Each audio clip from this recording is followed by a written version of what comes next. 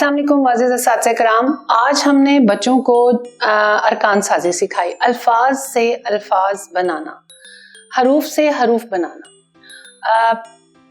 पूरी हरूफ तहज्जी जिसमें अलिफ अलिफ मद्दा को आप छोड़ दें, पूरी हरूफ तहज्जी ये तक, बे से ये तक।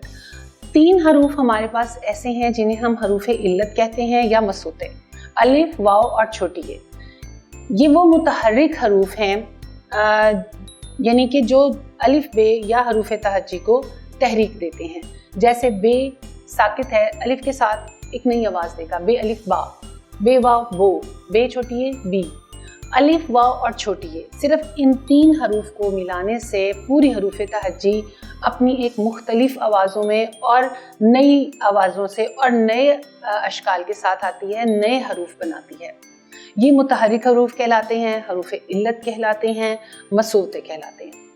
इन हरूफ की पहचान करवानी है बच्चों को, हमने ये याद करवाना है कि अलिफ वाव और छोटी ये, आप पूरी हरूफ तहज्जी बे से लेकर ये तक आप कोई भी हर्फ अलिफ के साथ मिलाएंगे तो वो एक नई आवाज़ देगा, एक नई चीज़ बन जाएगा और या एक नया हर्फ बनने की कोशिश करेगा। वाव के साथ भी इसी तरह है और छोटी ये के साथ भी इसी तरह है। इसीलिए इसे अरकान साजी कहते हैं, यानी हरूफ का हरूफ से मिलना एक नए हरूफ की या एक नए लफ्ज़ की बुनियाद है।